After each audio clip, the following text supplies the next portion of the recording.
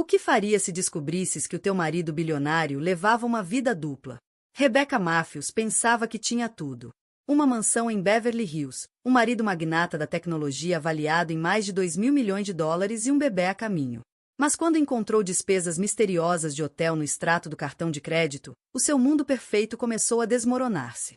O teste de gravidez não foi a única coisa com duas linhas naquela manhã. Essas despesas do cartão de crédito levaram a uma descoberta chocante, que iria destruir não apenas o seu casamento, mas toda a sua família. Porque a mulher para quem o marido comprava joias. A mulher que ele encontrava em hotéis de 5 estrelas enquanto Rebecca planeava o quarto do bebê, era sua própria prima. Mas esse caso era apenas a ponta do iceberg. O que Rebecca descobriu a seguir envolvia crimes federais, branqueamento de capitais, um procurador corrupto e uma teia de mentiras que alcançava os níveis mais altos da sociedade de Los Angeles. Quando o FBI bateu a porta, Rebecca enfrentou uma escolha impossível: proteger o pai da sua filha por nascer, ou expor a verdade e ver todo o seu mundo colapsar. Esta é a história de uma mulher que escolheu a justiça em vez da lealdade, a verdade em vez do conforto, e a integridade em vez de milhares de milhões de dólares. Fica para descobrir como uma mulher grávida derrubou um império criminoso. E aprende que, por vezes, perder tudo é a única forma de te encontrares a ti própria. O teste de gravidez não é a única coisa com duas linhas, sussurrou Rebecca, encarando o extrato do cartão de crédito, que mostrava despesas no Ritz-Carlton. Estava grávida de 7 meses e o seu marido bilionário, Marcus, gastava dinheiro em hotéis quando afirmava estar a trabalhar até tarde. Rebecca Matthews sentou-se pesadamente na cadeira do escritório de casa, a barriga inchada tornando difícil encontrar conforto. O sol da manhã atravessava as janelas do chão ao teto da sua mansão em Beverly Hills. Mas ela não sentia nada além de um frio terrível a espalhar-se pelo peito. O extrato do cartão de crédito tremia nas suas mãos enquanto lia novamente as despesas. $300 no Ritz-Carlton, no centro da cidade, na última terça-feira. A mesma terça-feira em que Marcus lhe tinha enviado uma mensagem a dizer que estava a trabalhar até tarde num acordo de fusão. Isto não pode estar certo, murmurou para si mesma. Pegando no telemóvel, percorreu as mensagens desse dia. Lá estava, 18h15. Grande apresentação amanhã, vou chegar tarde. Não me esperes. Amo-vos as duas. Tinha acrescentado um emoji de coração e um emoji de bebê, tal como sempre fazia ao referir-se a ela e à filha por nascer. Mas a despesa do cartão estava registrada às 19h43 dessa noite. Serviço de quarto no Ritz-Carlton. Os enjoos matinais de Rebecca, que tinham sido controláveis durante semanas, de repente regressaram com fúria. Correu para a casa de banho de hóspedes, mal conseguindo chegar à sanita antes de vomitar violentamente. As suas mãos tremiam enquanto agarrava a fria bancada de mármore, encarando o reflexo no espelho. Olheiras sombrias marcavam-lhe os olhos e o cabelo castanho, habitualmente brilhante, caía sem vida sobre os ombros. A gravidez tinha cobrado seu preço, mas ela tinha estado tão focada em preparar a chegada da filha, que não se apercebera da distância crescente entre ela e Marcus. Ou talvez não tivesse querido aperceber-se. De volta ao escritório, espalhou os extratos do cartão de crédito sobre a secretária. Marcus geria a maior parte das finanças através das contas da empresa. Mas ela tratava dos cartões pessoais e das despesas domésticas. Era sua função organizar tudo para o contabilista. Uma tarefa que se tornará cada vez mais importante à medida que a empresa tecnológica de Marcus crescia até se tornar num império de 1.000 milhões. Foi então que viu a segunda despesa que lhe gelou o sangue, Cartier, no mesmo dia da despesa do hotel. $2.800. O anel de noivado de Rebecca era da Cartier. Ela conhecia bem os preços. $2.800 significavam uma joia significativa. Olhou para a mão esquerda, onde a aliança de casamento brilhava à luz da manhã. Marcus não lhe tinha dado nada da Cartier recentemente. O seu 7º aniversário de casamento só seria no próximo mês. Agarrou no portátil e entrou no banco online. Os seus dedos moveram-se rapidamente pelo teclado enquanto procurava extratos de meses anteriores. O padrão estava lá. Escondidas entre jantares de negócios e despesas legítimas, havia contas de hotel, refeições para 2 em restaurantes onde Marcus afirmava ter reuniões a sós, lojas de joias, boutiques de lingerie. Oh, meu Deus! Sussurrou, pressionando a mão contra a barriga enquanto a filha dava um pontapé. Oh, meu Deus, não! O telemóvel vibrou com uma mensagem de texto. Marcos, bom dia, linda. Como estão as minhas meninas hoje? Amo-vos. Rebeca encarou a mensagem durante muito tempo antes de responder. Estamos bem. A que horas vens à casa hoje? Outra vez tarde. Desculpa. Esta fusão está a matar-me. Adiamos o jantar. Ela pousou o telemóvel sem responder e continuou a percorrer as despesas do cartão de crédito. As provas eram esmagadoras, uma vez que sabia o que procurar. 3 meses de enganos, 3 meses de mentiras ditas-lhe na cara enquanto planeava o quarto da filha e se preocupava em ser uma boa mãe. A pior parte nem era o dinheiro. Marcos valia mais de 2.000 milhões de dólares. 20 mil em despesas suspeitas não eram nada para ele. A pior parte era o momento. As despesas começaram a aparecer exatamente na altura em que ela lhe tinha contado que estava grávida, exatamente na altura em que irradiava felicidade a planear o futuro como família de 3. Rebeca sentiu outra onda de náusea, mas desta vez nada tinha a ver com as hormonas da gravidez. Pegou no telemóvel e marcou o número da firma de investigação privada que a sua amiga Hannah lhe tinha recomendado durante o seu próprio divórcio complicado, 2 anos antes. Nunca tinha imaginado que iria precisar dela. Morrison Investigations. Atendeu uma voz profissional. Olá, disse Rebeca, surpreendida com a firmeza da sua voz. Preciso de contratar alguém para investigar o meu marido. Acho que ele está a ter um caso. Lamento ouvir isso, senhora. Pode vir hoje para uma consulta? Rebeca olhou para os extratos do cartão de crédito espalhados sobre a secretária, provas de traição impressas a preto e branco. Sim, disse ela. Posso estar aí dentro de 1 hora. Enquanto reunia os papéis e os colocava numa pasta, Rebeca sentiu algo que não esperava. Por baixo da dor e do choque havia raiva. Raiva pura, límpida, que cortava a confusão e o medo. Estava grávida de 7 meses do filho de Marcos. A planear o futuro em conjunto, confiando nele completamente, e ele comprava joias para outra pessoa. O seu marido bilionário pensava que podia mentir-lhe na cara enquanto ela carregava o filho dele. Pensava que ela era demasiado ingênua, demasiado dependente, demasiado grávida para notar. Estava prestes a descobrir o quanto estava enganado. Rebeca agarrou na mala e nas chaves do carro, movendo-se com mais determinação do que sentirá em meses. Tinha um detetive privado para contratar e um casamento para salvar, ou destruir. De qualquer forma, iria descobrir a verdade. Lá fora, o sol de Los Angeles batia sobre o relvado perfeitamente cuidado da propriedade. Rebeca tinha se apaixonado por aquela casa quando Marcos a levará ali pela primeira vez, 3 anos antes. Tinha imaginado os filhos a brincar no jardim, churrascos em família junto à piscina, envelhecerem juntos na suíte principal com vista para o horizonte da cidade. Agora perguntava-se se ainda estaria a viver ali no Natal. Enquanto conduzia em direção ao centro da cidade, o telemóvel de Rebeca vibrou com outra mensagem de Marcos. A pensar em ti. Mal posso esperar para te abraçar a ti e a nossa menina esta noite. Desta vez, ela não respondeu. A Sofia sempre foi a bonita, disse a tia Caterine, sem saber que Rebeca estava a ouvir atrás da porta da cozinha, durante o churrasco de família. Rebeca gelou, com a mão na maçaneta da porta de correr, o coração a afundar-se ao ouvir a voz da tia atravessar o ecrã. A reunião da família Grant estava em pleno no quintal do tio James, mas Rebeca tinha entrado para usar a casa de banho e fugir ao calor sufocante. Com 7 meses e meio de gravidez, sobreaquecia facilmente e o sol de outubro estava normalmente forte. Só estou a dizer, continuou Caterine, se eu tivesse 28 anos e aquela aparência, não estaria a lutar para sobreviver como artista. Há outras maneiras de avançar neste mundo. O que estás a insinuar? Perguntou Sarah, a filha mais velha de James e prima de Rebeca. Não estou a insinuar nada, estou a afirmar factos. Olha para ela hoje, vestido novo de estilista, manicure profissional, madeixas caras. De onde é que uma rapariga como a Sofia arranja dinheiro para esse tipo de manutenção? Rebeca aproximou-se ainda mais da porta, o pulso a acelerar. Sofia era sua prima mais nova, filha de James do segundo casamento. Tinha 28 anos, uma beleza natural que Rebeca sempre invejara, e lutava para vingar como artista em Los Angeles. Hoje estava estranha, verificava o telemóvel constantemente e desaparecia sempre que Marcos se afastava do grupo. Talvez tenha um novo namorado, sugeriu Sarah. Tem estado muito secreta ultimamente.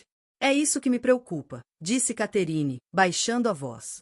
Uma rapariga como a Sofia não arranja dinheiro de repente a não ser que alguém lhe dê.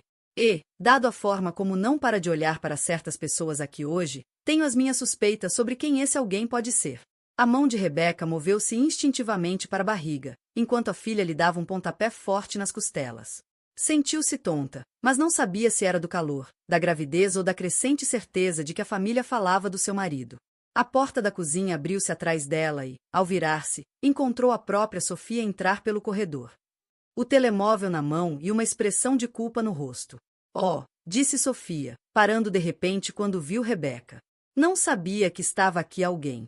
Só vim buscar um copo de água, respondeu Rebeca rapidamente, tentando soar normal. Está tão quente lá fora. Sofia usava um vestido que Rebeca não reconheceu, um lindo vestido de verão em coral, que parecia caro, combinado com delicadas joias de ouro que brilhavam à luz. A sua prima sempre fora naturalmente bonita, com cabelo escuro espesso e uma estrutura óssea que a tornava fotogênica de qualquer ângulo. Mas hoje parecia polida de uma forma que exigia dinheiro a sério. Estás linda, disse Rebeca, estudando o rosto de Sofia. Esse vestido é deslumbrante. Um rubor subiu pelo pescoço de Sofia. Obrigada. Foi uma prenda. De alguém especial? Só de um amigo. O telemóvel de Sofia vibrou e ela lançou-lhe um olhar rápido antes de o enfiar na mala. Como te sentes? Pareces cansada. Rebeca ouvia isso muito ultimamente. Parecia cansada. Parecia pálida. Parecia estressada. Entretanto, Sofia irradiava o tipo de brilho que vinha de estar feliz e bem tratada. Insônia da gravidez, disse Rebeca. O Marcos tem trabalhado tanto ultimamente que praticamente durmo sozinha. Algo passou pelo rosto de Sofia demasiado rápido para Rebeca interpretar. O trabalho tem sido uma loucura para ele, não é? Como sabes disso? Só pelo que tens mencionado, jantares de família e tudo isso. O telemóvel de Sofia vibrou outra vez, e desta vez, ela não resistiu a verificar. O rosto iluminou-se ao ler a mensagem, um pequeno sorriso desenhando-se nos lábios. Rebeca sentiu um arrepio apesar do calor da cozinha. Sofia, posso perguntar-te uma coisa? Claro. Tens andado a ver alguém? Alguém sério? A pergunta ficou suspensa entre elas como um desafio. O sorriso de Sofia desapareceu e ela prendeu uma madeixa de cabelo atrás da orelha, um gesto nervoso que Rebeca recordava da infância.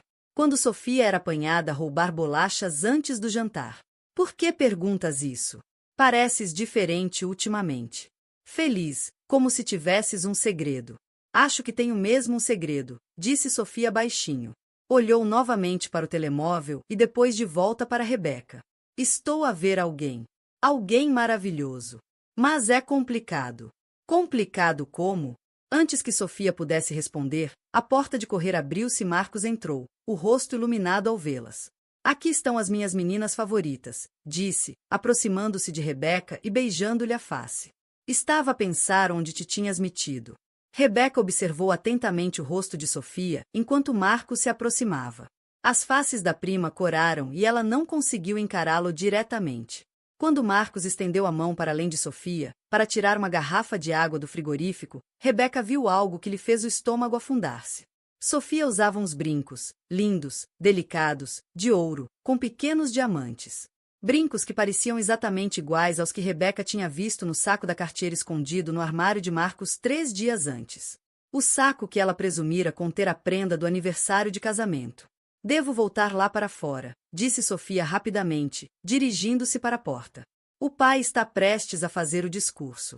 Rebeca viu Marcos digitar uma mensagem rápida e, segundos depois, o rosto de Sofia iluminar-se ao ler algo no ecrã. Rebeca sentiu o mundo inclinar-se à sua volta. Depois do discurso de James, a festa continuou, mas Rebeca sentia-se como se a assistisse através de vidro. Fez conversa com os familiares, aceitou elogios pelo brilho de grávida e fingiu que estava tudo normal.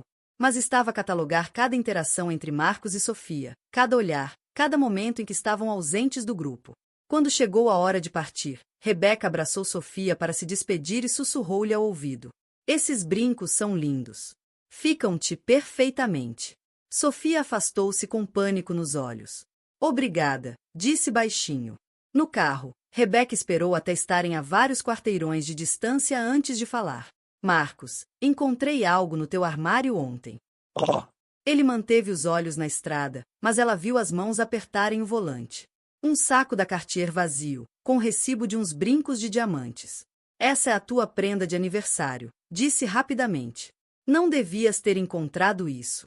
O nosso aniversário é só daqui a 3 semanas. Comprei-os antes. Queria garantir que eram perfeitos. Rebecca estudou-lhe o perfil à luz tênue do painel. Ele estava a mentir.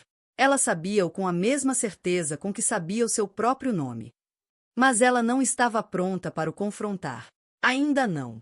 Não até ter provas. Devem ser lindos, disse. São. Vais adorá-los. Nessa noite, depois de Marcos adormecer, Rebecca desceu sorrateiramente até o carro dele, na garagem. Usou a lanterna do telemóvel para procurar cuidadosamente no interior, passando as mãos pelos bancos e verificando os tapetes. Debaixo do banco do passageiro, encontrou um único brinco de ouro com um pequeno diamante. O par dos que Sofia usava.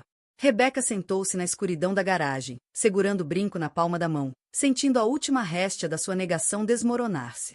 O seu marido bilionário estava a ter um caso com a sua prima. A sua família. O seu sangue. E amanhã, ela iria fazer alguma coisa a respeito. Senhora Matthews, talvez queira sentar-se para isto, disse o detetive privado, deslizando fotografia sobre a secretária. E recomendo que ligue primeiro ao seu médico. As mãos de Rebecca tremiam enquanto alcançavam o envelope pardo que continha 3 semanas de fotos de vigilância. Thomas Morrison, o detetive privado, observava-a com simpatia profissional por detrás da secretária. O seu escritório era pequeno e funcional, nada parecido com os espaços corporativos reluzentes que Marcos preferia, mas Rebecca achou a simplicidade reconfortante. Quão mal é? Perguntou ela, a voz pouco mais do que um sussurro.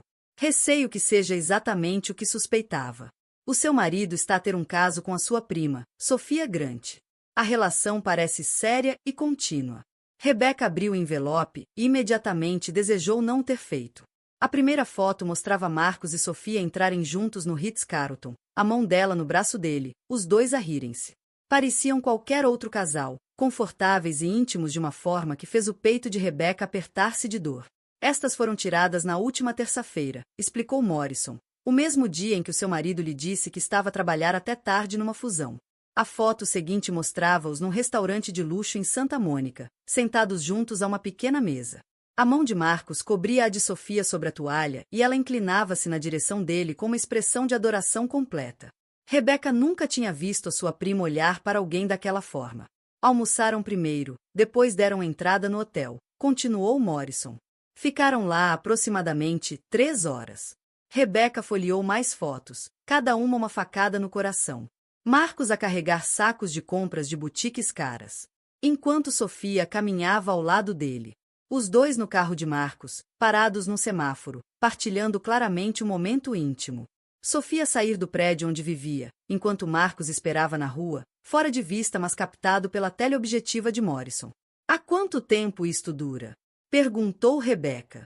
Com base nos padrões que observei na atividade do cartão de crédito que me forneceu, diria que aproximadamente 3 meses. O caso parece ter começado no final de julho. A data prevista para o parto de Rebecca era em dezembro. 3 meses antes, ela estava radiante com a alegria da gravidez, finalmente confortável o suficiente para anunciar a novidade à família e amigos. Enquanto planeava o quarto do bebê, Marcos planeava sua traição. Há mais uma coisa, disse Morrison suavemente. Algo que descobri ontem e que muda significativamente a natureza desta investigação. Rebecca levantou os olhos das fotos, temendo o que ele pudesse dizer a seguir. A sua prima esteve num consultório médico, uma clínica de obstetrícia em Beverly Hills. Esteve lá 3 vezes nas últimas 2 semanas. As palavras atingiram Rebecca como um golpe físico. Agarrou-se à borda da secretária de Morrison enquanto a sala parecia rodar à sua volta. Ela está grávida. Não posso confirmar isso definitivamente sem acesso aos registros médicos, mas o padrão é consistente com cuidados pré-natais iniciais. O momento sugere que a concessão terá ocorrido em agosto. A mente de Rebecca disparou, a calcular datas. Agosto. 2 meses depois de ela ter anunciado a gravidez à família. 2 meses depois de Marcos lhe ter prometido que seriam a família perfeita. Senhora Matthews, preciso que compreenda as implicações legais desta situação, continuou Morrison. Se a sua prima estiver grávida de um filho do seu marido, isso complica significativamente qualquer processo de divórcio. Partilha de bens, acordos de custódia, pensão de alimentos, tudo se torna mais complexo quando existem várias crianças envolvidas. Várias crianças, repetiu Rebeca, atordoada. Pressionou a mão contra a barriga, onde a filha fazia sua habitual rotina de ginástica da tarde. A sua menina, que deveria ser o primeiro filho de Marcos, a sua filha adorada. Agora, poderia partilhar esse estatuto com o meio-irmão nascido da própria prima de Rebeca. Recomendo que consulte imediatamente um advogado de direito da família, disse Morrison. Mesmo que decida resolver as coisas com seu marido, precisa de compreender a sua posição legal. Rebeca acenou distraída, ainda a encarar as fotos. Numa delas, Marcos abria a porta do carro para Sofia, a mão dele protetora nas costas dela. Era o mesmo gesto que fazia por Rebeca todos os dias, mas fazê-lo por outra pessoa. Era como assistir a um estranho a habitar o corpo do seu marido. Há mais uma coisa, disse Morrison, hesitando. Segui a sua prima ontem, depois da consulta médica. Ela foi ver o pai, o tio James. Esteve no gabinete do procurador distrital durante mais de 1 hora. Não sei o que discutiram, mas ela parecia perturbada quando saiu. Rebeca sentiu uma nova onda de pânico. James Grant não era apenas o seu tio, era um dos mais poderosos procuradores do condado de Los Angeles. Se Sofia lhe tivesse contado sobre o caso, sobre a gravidez, isso poderia complicar tudo. James sempre tinha sido protetor com as filhas e Rebeca não queria imaginar o que ele faria se descobrisse que Marcos engravidara Sofia. Preciso de cópias de tudo, disse Rebeca, reunindo as fotos de volta no envelope. Cada foto, cada relatório, cada prova que tenha recolhido. Claro. Terei tudo pronto para si até amanhã de manhã. Rebeca levantou-se com cuidado, apoiando-se no braço da cadeira. Aos 32 semanas de gravidez, cada movimento exigia pensamento e planeamento. Sentia-se mais velha do que os seus 32 anos, exausta com o peso de carregar não só um bebê, mas também o conhecimento da traição do marido. Senhor Morrison, quero que continue a vigilância por agora. Mas tenha cuidado. O meu tio é procurador distrital e o meu marido tem recursos que não consegue imaginar. Se algum deles descobrir o que está a fazer, entendo. Faço isto há 20 anos, senhora Matthews. Sei como permanecer invisível. Enquanto Rebeca conduzia de volta a casa no meio do trânsito da tarde, o telemóvel tocou. Era Marcos. Olá, linda. Como foi o teu dia? Bem, respondeu, surpreendida com a naturalidade da própria voz. Só tratei de umas coisas. Ótimo! Olha, vou chegar tarde outra vez esta noite. Esta fusão está mesmo a aquecer e preciso de manter o foco. Rebeca lançou um olhar ao envelope pardo no banco do passageiro. Claro. Leva o tempo que precisares. És a melhor esposa do mundo, sabias? Amo-te tanto. Também te amo, disse ela automaticamente, as palavras a saberem-lhe as cinzas na boca. Depois de desligar, Rebeca encostou num parque de estacionamento e ligou à melhor amiga, Hannah. Rebeca, o que se passa? Soas horrível. Podes encontrar-me para um café? Preciso de falar com alguém. E preciso de conselhos legais. Oh, querida, o que aconteceu? O Marcos está a ter um caso com a Sofia. E ela está grávida. Houve um longo silêncio do outro lado da linha. Hannah Price era advogada de divórcios e já tinha visto todas as variações imagináveis de traição conjugal. Mas Rebeca podia ouvir-lhe o choque. Tens a certeza? Tenho fotos. Tenho os registros do cartão de crédito. Tenho tudo, menos uma confissão. Onde estás? Vou já buscar-te. Estou bem para conduzir. Podes encontrar-me naquele café perto do teu escritório? Estarei lá em 15 minutos. E, Rebeca, não faças nada até falarmos. Não o confrontes, não tomes decisões, não contes a mais ninguém. Promete-me. Prometo. Mas, ao desligar e retomar o caminho para o escritório de Hannah, Rebeca sabia que seria impossível manter essa promessa. Porque amanhã à noite era a festa de aniversário da sua prima Sofia. E, pela primeira vez na vida, Rebeca planeava ir a uma reunião de família sabendo segredos que podiam destruir tudo. O seu marido bilionário pensava que podia mentir-lhe na cara enquanto ela carregava o filho dele. A sua prima pensava que podia seduzir o marido de Rebeca e safar-se. A família pensava que ela era ingênua e crédula, demasiado focada na gravidez para notar o que acontecia à sua volta. Todos estavam prestes a aprender o quão errados estavam. Qual de vocês vai contar-me? Ou tenho de adivinhar de quem é o bebê que a Sofia está a carregar? Exigiu Rebeca, de pé na sala de estar da própria casa, perante o marido e a prima. As palavras pairaram no ar como o fumo de uma explosão. Marcos ficou completamente imóvel, o rosto a perder cor, enquanto Sofia soltava um pequeno som sufocado e levava a mão à boca. Rebeca tinha planeado esta confrontação durante dias, mas agora que o momento chegará, sentia-se surpreendentemente calma. Convidará Sofia para almoçar, fingindo querer falar sobre preparativos para o bebê e pedir conselhos a alguém mais próximo da sua idade. Marcos deveria estar a trabalhar, mas Rebeca pedirá-lhe que viesse mais cedo para casa, dizendo que tinha novidades entusiasmantes para partilhar. Agora estavam os três ali, na sala da mansão de Beverly Hills, cercados pela vida que Rebeca achará perfeita apenas uma semana antes. Rebeca, começou Marcos, a voz tensa. Não sei o que pensas que sabes, mas... Sei dos quartos de hotel, interrompeu Rebeca, puxando as fotos de vigilância da mala. Sei das joias. Sei dos restaurantes, das compras e dos almoços de 3 horas. Atirou as fotos para a mesa de centro entre eles. E sei das consultas pré-natais. Sofia desabou numa das poltronas cor de creme, o rosto enterrado nas mãos. Estava a usar outra roupa nova, reparou Rebeca, uma blusa de maternidade de estilista que provavelmente custava mais do que a maioria das pessoas ganhava numa semana. O dinheiro do seu marido bilionário gasto na amante grávida. A Sofia tem 10 semanas de gravidez, continuou Rebeca, a voz firme apesar da fúria crescer-lhe no peito. O que significa que este caso começou exatamente na altura em que anunciei que estava grávida do teu bebê, Marcos. Exatamente na altura em que me prometeste que íamos ser a família perfeita. Não é o que pensas, disse Marcos desesperadamente. Simplesmente aconteceu. Nunca planeamos. Não significa nada. Não significa nada. A fachada calma de Rebeca quebrou. Ela está a ter o teu filho. Como podes estar aí a dizer-me que não significa nada? Sofia levantou o rosto, os olhos vermelhos de lágrimas. Rebeca, desculpa. Nunca quis magoar-te. Tentei manter distância, mas não consegui. Amo-o. A admissão atingiu Rebeca como uma bofetada. Amas-o. Ele é o meu marido. Eu sei que é errado. Mas não consigo evitar o que sinto. Há quanto tempo? Perguntou Rebeca, virando-se para Marcos.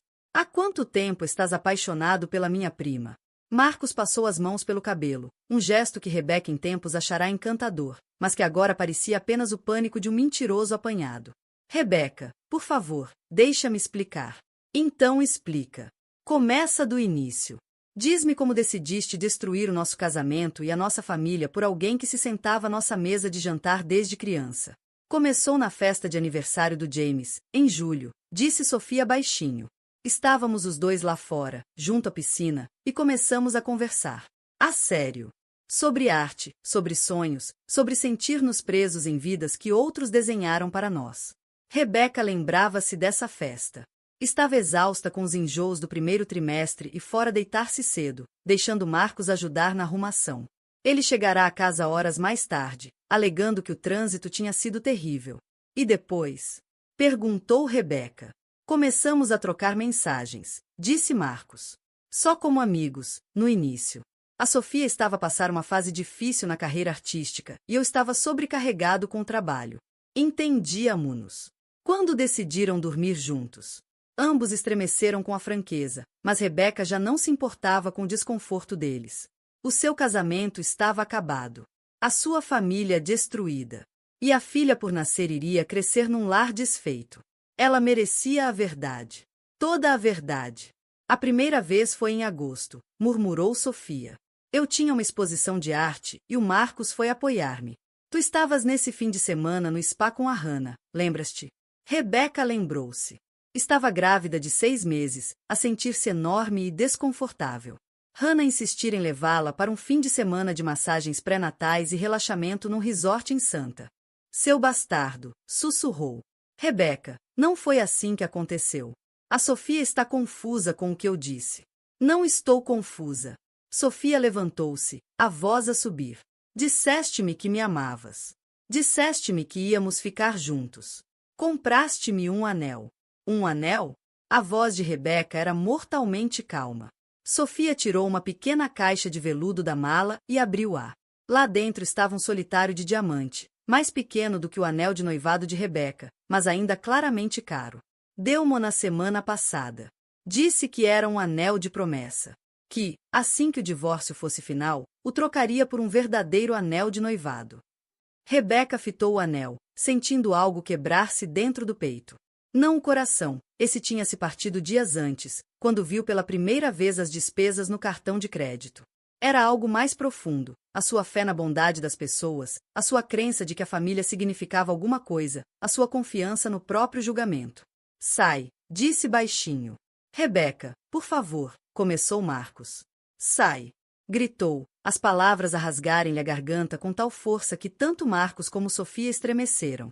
Os dois. Saiam da minha casa, desapareçam da minha vista. Sofia agarrou na mala e correu para a porta, a soluçar. Marcos hesitou, estendendo a mão na direção de Rebeca como se quisesse tocá-la. Não, disse ela, recuando. Não te atrevas a tocar-me. Não te atrevas a fingir que te importas comigo ou com este bebê, depois do que fizeste. Eu importo-me contigo. Nunca quis magoar-te. Então devias ter mantido a tua pila nas calças. Marcos encolheu-se com a linguagem dela. Em 7 anos de casamento, Rebeca nunca lhe tinha falado daquela forma. Tinha sido a esposa perfeita, solidária, amorosa, infinitamente compreensiva com as exigências do trabalho dele. Tinha sido tudo aquilo que ele afirmava querer numa parceira. E ele deitara tudo fora, pela prima dela. Vou ficar no apartamento do centro esta noite, disse Marcos. Dou-te algum espaço para processares isto. Nem penses em voltar, respondeu Rebeca. Amanhã de manhã telefono ao meu advogado. Rebeca, nós conseguimos ultrapassar isto. As pessoas cometem erros. Podemos ir à terapia de casal. Podemos resolver. Resolver o quê? A voz dela voltou a erguer-se. O teu caso? A gravidez dela? O facto de lhe teres comprado um anel de noivado enquanto eu carrego teu filho? Não há nada para resolver, Marcos. Mataste o nosso casamento no dia em que decidiste que a minha prima era mais importante do que a tua mulher grávida. Quando a porta da frente se fechou atrás deles, Rebeca desabou no sofá, permitindo-se finalmente chorar. Soluços profundos, dilacerantes, que pareciam vir do centro do ser.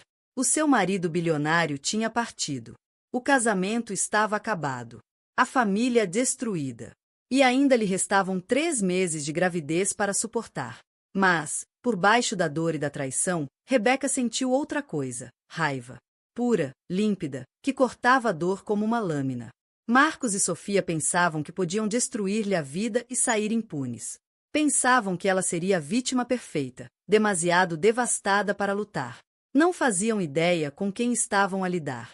Rebeca limpou os olhos e pegou no telemóvel. Tinha chamadas a fazer, um advogado a contratar, um divórcio a iniciar, e uma conversa com o tio James que iria mudar tudo. A bolsa rebentou 20 minutos depois, mergulhando-a no pânico. Ligou para o 112. Mas revelou-se um falso trabalho de parto, provocado pelo estresse e pelo trauma emocional. No hospital, os paramédicos examinaram-na e mandaram-na para casa com instruções para descansar e evitar confrontos. Pena que os confrontos estivessem apenas a começar. Rebeca, há coisas nesta situação que não compreendes, disse o tio James, a voz de procuradora substituir o tom familiar. Coisas que podem destruir muito mais do que apenas o teu casamento. Rebeca sentou-se diante do tio, no gabinete do centro da cidade, tentando processar o que ele acabará de lhe dizer.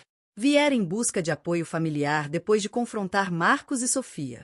Mas, em vez disso, entrará num pesadelo que fazia sua crise pessoal parecer pequena. Deixa-me ver se percebi bem, disse lentamente. Tens investigado Marcos por crimes federais. O FBI tem vindo a construir um processo contra o teu marido há 18 meses, confirmou James. Branqueamento de capitais, evasão fiscal, fraude eletrônica. Acreditamos que tem usado a empresa para esconder ativos no estrangeiro e manipular preços de ações através de informação privilegiada. Rebeca sentiu-se tonta. Isso é impossível. O Marcos dirige uma empresa tecnológica legítima. Desenvolve software para instituições financeiras. O que lhe dá a cobertura perfeita para movimentar dinheiro de forma difícil de rastrear, disse James, inclinado para frente, a expressão grave. Rebeca, o teu marido não é apenas rico. É criminosamente rico. As partes legítimas do negócio dele não justificam o estilo de vida que tens levado. Os nossos contabilistas tratam de tudo. Nunca vi nada suspeito nas nossas finanças. Por que só vês o dinheiro limpo? As contas offshore, as empresas de fachada, as transações em criptomoedas, nada disso aparece no teu orçamento doméstico. Rebecca pensou na mansão, na coleção de carros de luxo de Marcos, no jato privado que usavam para férias. Sempre presumira que a empresa de tecnologia dele era simplesmente mais bem-sucedida do que percebia.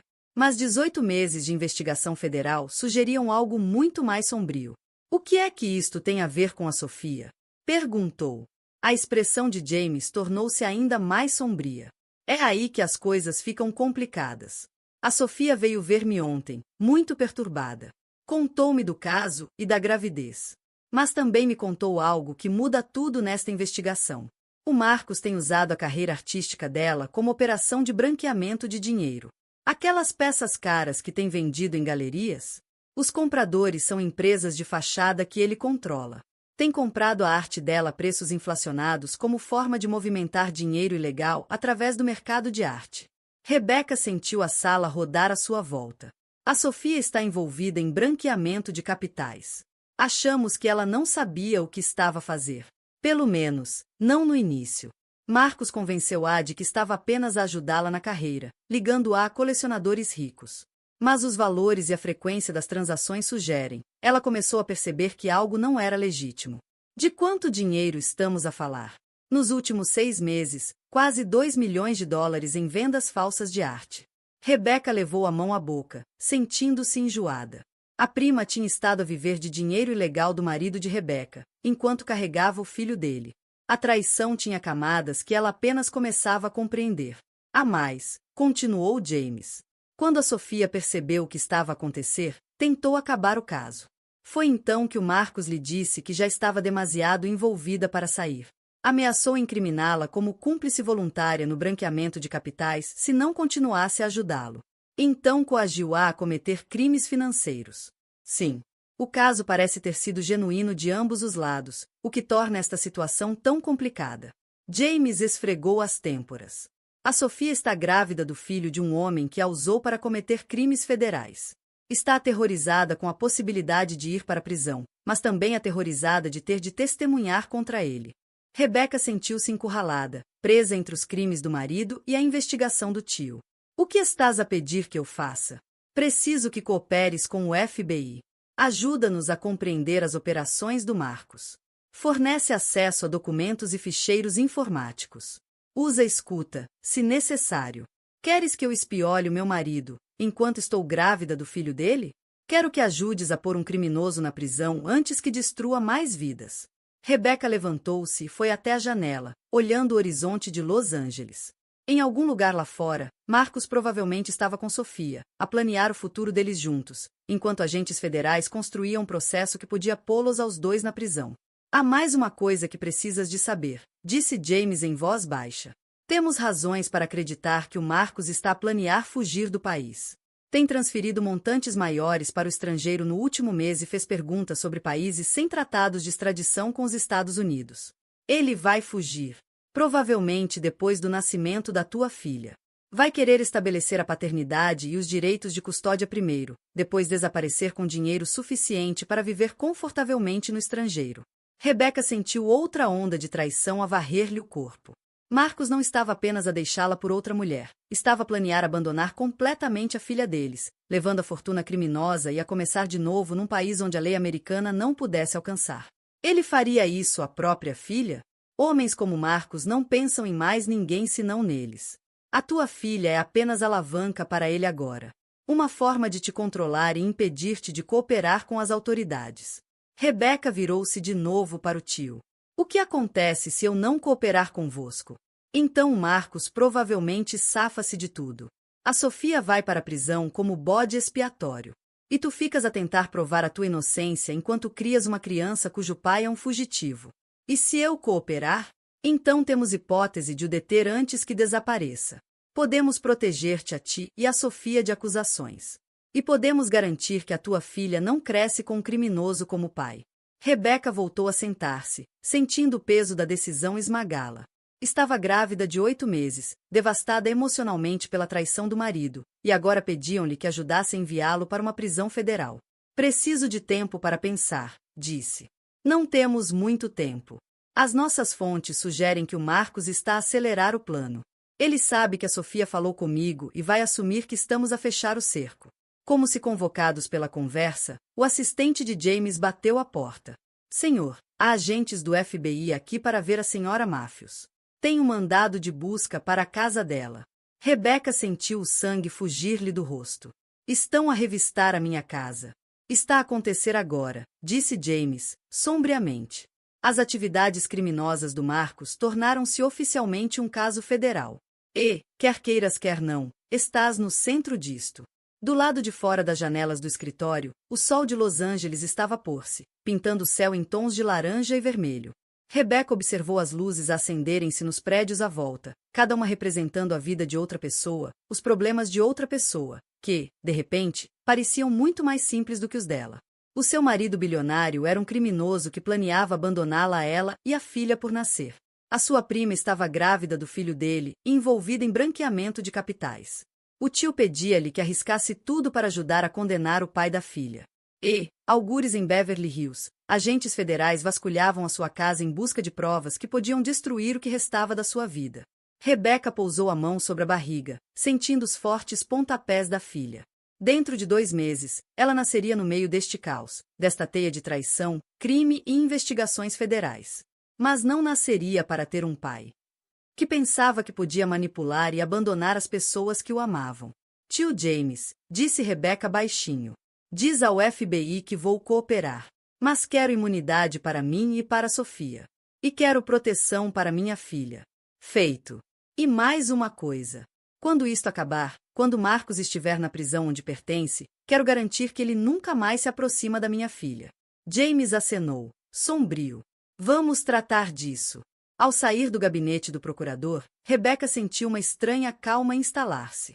Durante semanas, tinha reagido às escolhas dos outros, às traições dos outros, aos crimes dos outros. Mas agora estava a agir. O seu marido bilionário pensava que podia destruir-lhe a vida e escapar às consequências. Estava prestes a descobrir o quanto estava enganado. Senhora, precisamos de saber tudo sobre as contas offshore do seu marido, disse o agente do FBI, montando equipamento de gravação na cozinha de Rebecca enquanto ela tentava comer bolachas para os enjoos matinais. A agente especial Maria Rodrigues era uma mulher compacta, na casa dos 40, com cabelo grisalho e olhos que não deixavam escapar nada. Investigava crimes financeiros há 15 anos e falava das atividades ilegais de Marcos com a profissionalidade casual de quem já vira de tudo. Nunca ouvi falar de contas offshore, disse Rebecca, lutando para engolir as bolachas. Aos 33 semanas de gravidez, os enjoos tinham regressado em força, agravados pelo estresse e pelo medo constante do que ainda podia descobrir sobre a vida dupla do marido. Estes documentos sugerem o contrário, disse a agente Rodrigues, espalhando papéis financeiros sobre a mesa da cozinha. O seu nome aparece como coassinante em contas nas Ilhas Caimão, Suíça e Singapura. O valor total ronda os 47 milhões de dólares. Rebecca fitou os extratos, reconhecendo a própria assinatura em formulários que nunca tinha visto. Eu não assinei isto. Nunca estive sequer nesses países. Acreditamos que o seu marido falsificou a sua assinatura. Mas provar isso exigirá a sua total cooperação. A agente Rodrigues ligou o gravador. Esta conversa está a ser gravada para efeitos de uma investigação federal sobre crimes financeiros cometidos por Marcos Matthews. Senhora Matthews, consente nesta gravação? Sim, disse Rebecca, a voz a soar-lhe estranha e distante aos próprios ouvidos. Pode falar-me dos sócios de negócios do seu marido? Alguém que possa ter ajudado a movimentar dinheiro para o estrangeiro? Rebecca pensou no interminável desfile de homens de fato caro que tinham participado nos jantares de negócios de Marcos ao longo dos anos. Sempre sorrira e desempenhar o papel de esposa perfeita, sem nunca escutar de verdade as conversas sobre negócios, investimentos e oportunidades de mercado. E a sua prima, Sofia Grant? Há quanto tempo vende obras de arte aos sócios do seu marido? Rebecca sentiu a familiar pontada de dor ao ouvir o nome da prima. Não fazia ideia de que lhes vendia alguma coisa até o tio James me contar ontem. Eu pensava que estava em dificuldades financeiras. Estava, até há uns 6 meses. Foi então que começaram as vendas de arte, peças de luxo vendidas a compradores que pagavam em dinheiro e nunca levavam as obras. Onde estão as pinturas? A maioria não existe. A sua prima faturava obras que nunca criou e depois dividia o dinheiro com seu marido. É uma clássica operação de branqueamento de capitais disfarçada de transações de arte. Rebecca pousou a mão na barriga quando a filha deu um forte pontapé nas costelas. Quanto é que ela ganhou? Quase 2 milhões de dólares em 6 meses. Mais do que a maioria dos artistas bem-sucedidos ganha em toda a carreira. O número era avassalador. O orçamento doméstico de Rebecca era generoso, mas 2 milhões de dólares era mais do que gastavam em despesas pessoais num ano. Sofia tinha vivido como uma mulher rica, enquanto Rebecca fazia contas para o quarto do bebê e roupas de maternidade. Agente Rodrigues, o que acontece ao dinheiro depois de o apreenderem? Bens comprados com produto de crime são confiscados pelo governo. Isso inclui o dinheiro nas contas offshore, mas também tudo que o seu marido comprou com fundos ilegais. Quer dizer, a minha casa? Rebecca olhou em volta, para a cozinha da mansão de Beverly Hills que chamara lar durante 3 anos. É aqui que planeio trazer o meu bebê depois do hospital. Não estamos interessados em deixar uma grávida sem teto, disse a agente, suavemente. Mas precisa de compreender a dimensão do que está em causa. Os rendimentos legítimos da empresa do seu marido não suportam o vosso estilo de vida. Quase tudo o que possui provavelmente foi comprado com dinheiro ilegal. Rebecca sentiu-se tonta, sem saber se da gravidez ou do choque. Como é isso possível? Eu trato das nossas contas domésticas, vejo o dinheiro a entrar da empresa dele. A receita da empresa é real, mas é apenas uma fração do que o seu marido realmente gasta. O resto vem de fraude com criptomoedas, manipulação de ações e branqueamento de dinheiro através de negócios como as vendas de arte da sua prima. A agente Rodrigues tirou um tablet e mostrou a Rebecca um gráfico complexo que mapeava fluxos de dinheiro entre dezenas de contas e empresas de fachada. Isto é o que conseguimos rastrear até agora. Cada linha representa dinheiro a passar de atividades criminosas para investimentos que parecem legítimos. Eu não entendo como nada disto funciona. Não é suposto entender. É isso que torna o esquema eficaz. O seu marido cria camadas de complexidade que tornam quase impossível seguir o rastro do dinheiro sem uma investigação federal completa. Rebecca estudou o gráfico, vendo o próprio nome associado a várias contas. Se o meu nome está nestas contas, por que nunca recebi extratos ou documentos? Porque o seu marido controla todas as comunicações com esses bancos. Os extratos vão para apartados ou endereços de empresas que desconhece. Provavelmente foi adicionada às contas apenas para lhes dar legitimidade, não porque ele quisesse dar-lhe acesso. Então sou uma criminosa sem saber. É uma vítima de falsificação de identidade e fraude. Mas provar isso exige a sua cooperação na construção de um processo contra o seu marido. O telemóvel da agente Rodrigues vibrou e ela ergueu os olhos antes de se levantar. Senhora Matthews, acabamos de receber informação de que o seu marido reservou um voo para Costa Rica para a próxima semana. Bilhete só de ida. Rebecca sentiu o coração falhar uma batida. Ele vai fugir? Ao que parece, sim. E a Costa Rica não tem tratado de extradição com os Estados Unidos para crimes financeiros. E a Sofia? Vai levá-la com ele? Não sabemos. Mas se ele está a planear fugir, precisamos de agir rapidamente. Está disposta a ajudar-nos a recolher provas antes que ele desapareça? Rebecca pensou na filha, que nasceria dentro de apenas 7 semanas. Se Marcos fugisse do país, ela seria mãe solteira sem apoio financeiro e, possivelmente, enfrentando acusações criminais. Mas, se ajudasse o FBI, estaria a trabalhar ativamente para enviar o pai da filha para a prisão. O que precisam que eu faça? Precisamos que haja normalmente. Continue a viver com seu marido, participe em eventos sociais, vá a jantares de negócios, mas estará a usar um dispositivo de gravação e monitorizaremos todas as comunicações. Querem que eu espiole, enquanto estou grávida de 8 meses? Queremos que nos ajude a impedi-lo de escapar à justiça e de abandonar as responsabilidades para contigo e com a tua filha. Rebecca levantou-se e foi até a janela com vista para a piscina nas traseiras.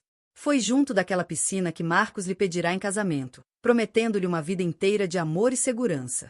Agora, agentes federais pediam-lhe que ajudasse a destruir o homem com quem planeava passar o resto da vida. Agente Rodrigues, se eu fizer isto, o que acontece ao meu bebê? Se conseguirmos condenar o seu marido antes de ele fugir, podemos avançar com ações civis para recuperar os ativos roubados. Isso significa que a senhora e a sua filha poderão receber apoio financeiro mesmo enquanto ele cumpre pena de prisão. E se ele escapar? Então ficará sozinha, a enfrentar possíveis acusações criminais e a ruína financeira. O telemóvel de Rebeca vibrou com uma mensagem de Marcos. Asterisco a chegar a casa mais cedo hoje. Quero falar sobre o nosso futuro. Amo-vos as duas. Asterisco. Ela mostrou a mensagem a agente Rodrigues, que acenou com gravidade. Provavelmente vai contar-lhe sobre a viagem para Costa Rica. Esta é a sua oportunidade de descobrir os planos reais dele. Rebeca pensou em Sofia, grávida e aterrorizada, presa entre a investigação do pai e os crimes do amante. Pensou no tio James, a tentar equilibrar a lealdade familiar com o dever de procurador. Pensou na filha por nascer, inocente dos pecados do pai, mas destinada a sofrer por eles. Eu faço, disse baixinho. Mas quero imunidade para Sofia. E quero proteção para minha família. Está feito, respondeu Rodrigues. Ao arrumar o equipamento, a agente parou à porta. Senhora Máfios, preciso que entenda uma coisa. O seu marido não é apenas um criminoso de colarinho branco. Homens que roubam tanto dinheiro e planeiam fugir do país podem tornar-se perigosos quando se sentem encurralados. Se sentir qualquer ameaça à sua segurança ou à gravidez, ligue-me imediatamente.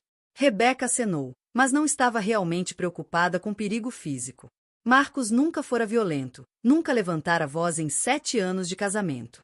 A ameaça dele era mais sutil, mas igualmente devastadora. Podia destruir-lhe a reputação, a segurança financeira, a fé no próprio discernimento. Mas não podia tocar no amor que ela já sentia pela filha. E esse amor ia dar-lhe a força para levar tudo até ao fim. Quando Marcos chegou à casa nessa noite, Rebeca esperava-o na sala de estar, as mãos pousadas sobre a barriga grávida, um dispositivo de gravação escondido na blusa de maternidade. O marido bilionário pensava que podia escapar às consequências dos seus crimes. Estava prestes a descobrir que a esposa grávida se tornará o seu pior pesadelo. Rebeca sentiu o mundo inclinar-se. Tio James, do que é que ela está a falar? James Grant estava sentado na poltrona de couro, parecendo mais velho do que os seus 55 anos. A presença autoritária que o servirá tão bem em tribunal tinha se desmoronado, deixando apenas um homem derrotado e assustado. Há coisas que não entendes, Rebeca, disse em voz baixa. Coisas que fiz para proteger o futuro desta família. Que coisas? O teu tio tem vendido informações sobre investigações em curso, disse Catherine, amarga. Avisa réus ricos sobre rusgas planeadas, alerta-os quando os grandes júris vão ser convocados, ajuda-os a mover ativos antes de serem apreendidos. Rebeca fitou o tio, horrorizada. És corrupto. Sou prático, corrigiu James. Tens ideia de quanto custa manter uma família como a nossa? Escolas privadas, propinas universitárias, esta casa, o nosso estatuto social, o salário de um procurador não cobre esse estilo de vida. Então decidiste tornar-te criminoso. Decidi ser seletivo sobre os casos que mereciam a minha total atenção, respondeu James. O crime de colarinho branco é, na maioria das vezes, sem vítimas. Ricos a roubar ricos. Por que hei de destruir o futuro da minha família para proteger as deduções fiscais de um bilionário? Sofia chorava agora, as mãos pressionadas contra a barriga. Pai, tu disseste que estava só a recolher informações. Disseste que o Marcos era perigoso e que precisávamos de saber o que ele planeava. Estava a proteger-te. Gritou James. Quando soube do teu envolvimento no esquema de branqueamento de dinheiro do Marcos, precisava de saber até onde isso ia. Não podia deixar-te ir para a prisão pelos crimes daquele canalha. Rebeca sentiu-se enjoada à medida que as peças encaixavam. Mandaste a Sofia seduzir o Marcos, para o espiar. Disse-lhe para se aproximar dele, para descobrir o que ele sabia sobre os nossos arranjos familiares. Nunca lhe disse para dormir com ele. Mas foi isso que aconteceu, disse Catherine friamente. A nossa filha prostituiu-se por informações, e agora está grávida do filho de um homem que pode destruir a carreira do pai dela. Eu apaixonei-me por ele, sussurrou Sofia. Não era suposto acontecer, mas aconteceu. E ele também se apaixonou por mim. Ele não se apaixonou por ti, disse Rebeca, a voz afiada de dor e raiva. Ele usou-te, tal como me usou a mim. O Marcos não ama ninguém além dele próprio. Isso não é verdade. Não o conheces como eu conheço. Conheço-o melhor do que ninguém. Tenho gravado as conversas dele para o FBI há 3 semanas. Ouviu planear abandonar-nos as duas e fugir para Costa Rica com 47 milhões de dólares roubados. A sala ficou em silêncio. Até Catherine parou de andar, o rosto a perder cor. Estás a trabalhar com o FBI? Perguntou James. Alguém tinha de o fazer. O meu marido é criminoso. A minha prima está grávida do filho dele. E o meu tio anda a aceitar subornos de advogados de defesa. A única forma de proteger a minha filha deste caos é cooperar com as autoridades federais. Sua tola ingênua, disse Catherine. Tens ideia do que fizeste? Se o FBI investigar o James, destrói-nos a todos. A reforma dele, a reputação dele, o estatuto social da nossa família, tudo aquilo porque trabalhamos. Talvez devessem ter pensado nisso antes de decidirem tornar-se criminosos. James levantou-se devagar, o rosto grave. Rebecca, preciso que entendas uma coisa. O FBI não está apenas a investigar o Marcos. Estão também a investigar-me a mim. E se tiverem provas das minhas atividades, vão usá-las para te pressionar a testemunhar contra a tua própria família. Ótimo! Talvez esteja na hora desta família enfrentar as consequências das suas escolhas. A tua filha vai crescer com o avô na prisão federal, disse Catherine, venenosa. É isso que queres? Rebecca sentiu uma dor aguda na zona lombar. O aperto familiar das contrações de estresse. Tinha sentido há dias, o corpo a responder à pressão constante de viver uma vida dupla estando grávida de 8 meses. A minha filha vai crescer a saber a diferença entre o certo e o errado, disse ela, entre dentes. Algo que o resto desta família parece ter esquecido. Sofia levantou o rosto da cadeira, lágrimas a correr-lhe pelas faces. Rebecca, desculpa. Nunca quis magoar-te. Tentei afastar-me do Marcos, mas o pai continuava a pressionar-me para conseguir mais informações.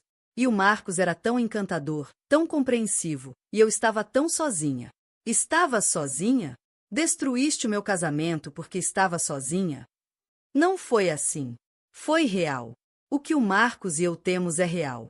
O que vocês têm é um crime federal e uma tragédia familiar. Só isso. Estás apenas com inveja porque ele me escolheu a mim em vez de ti, disse Sofia, a mágoa a transformar-se em fúria. Estás grávida, cansada e aborrecida, e ele encontrou alguém jovem, bonita, que o compreende de verdade. As palavras atingiram Rebecca como um golpe físico. Mas, antes que pudesse responder, a dor nas costas intensificou-se dramaticamente. Dobrou-se, arfando, enquanto a contração atingia o pico. Alguma coisa está errada, conseguiu dizer. Catherine correu para o lado dela, a raiva esquecida perante a crise médica. James, liga para o 112. Ela está em trabalho de parto. É demasiado cedo, disse Rebecca, o pânico a subir-lhe a garganta. O bebê só devia nascer daqui a 6 semanas. Mas, mesmo enquanto falava, sentiu o líquido escorrer-lhe pelas pernas. A bolsa tinha arrebentado. As contrações vinham rápidas, fortes, implacáveis. Isto é culpa tua, gritou Catherine a Sofia, enquanto esperavam pela ambulância. Todo este estresse, todo este drama, puseste-a em trabalho de parto prematuro. Não é culpa minha, protestou Sofia. É a investigação do FBI, são as gravações, é a pressão de todos. São as consequências das nossas escolhas, disse James baixinho. De todas as nossas escolhas. Enquanto os paramédicos carregavam Rebecca para dentro da ambulância, outra contração poderosa agarrou-lhe o corpo. A filha estava a chegar, quer ela estivesse pronta ou não. E, algures em Los Angeles, Marcos provavelmente planeava fuga para Costa Rica, sem saber que a sua mulher grávida estava em trabalho de parto ativo, e que o império criminoso estava prestes a desmoronar-se à sua volta. O telemóvel de Rebecca vibrou com uma mensagem, enquanto a ambulância atravessava o trânsito. Era a agente Rodrigues. Asterisco, está bem? O seu dispositivo de gravação foi desligado. Asterisco. Com dedos trêmulos, Rebecca respondeu, asterisco em trabalho de parto. Bebê a chegar cedo. O Marcos não sabe. Asterisco. A resposta foi imediata, asterisco a caminho do hospital. Não deixe o Marcos saber do parto até podermos monitorizar a situação. Asterisco.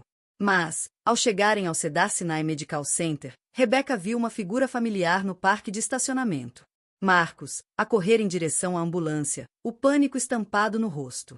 Alguém já lhe tinha contado, e agora ele estava ali, pronto para desempenhar o papel de marido preocupado e futuro pai dedicado. O homem que planeava abandonar a família e fugir para Costa Rica em 48 horas estava prestes a ver a filha nascer 6 semanas antes do tempo. Rebecca fechou os olhos e preparou-se para o parto mais complicado da história da obstetrícia. O seu bebê vai nascer, quer estejamos prontos ou não, disse. Rebeca queria gritar-lhe. Queria dizer-lhe que sabia sobre a Costa Rica, sobre os 47 milhões, sobre o plano de os abandonar.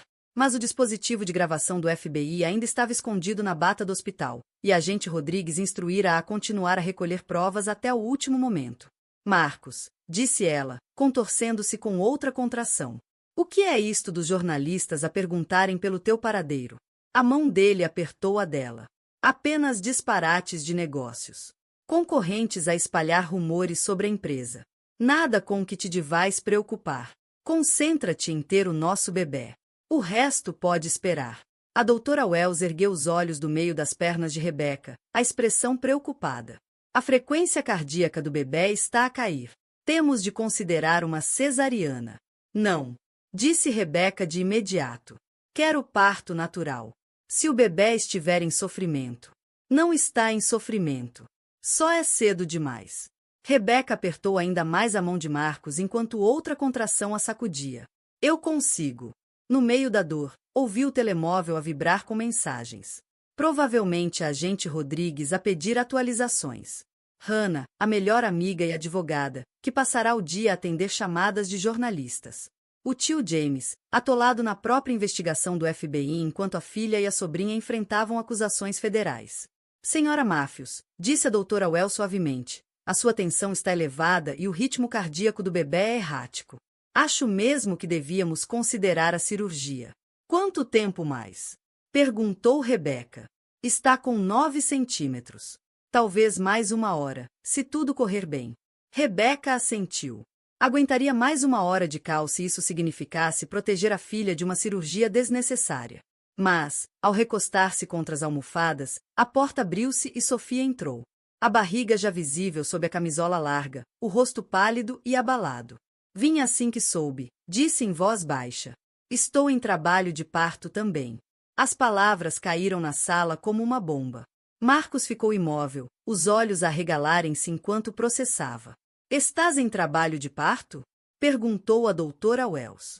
Com quanto cm de dilatação? 1,5, mas as contrações abrandaram quando cheguei. Deve ser do estresse. Rebeca fitou a prima, atônita.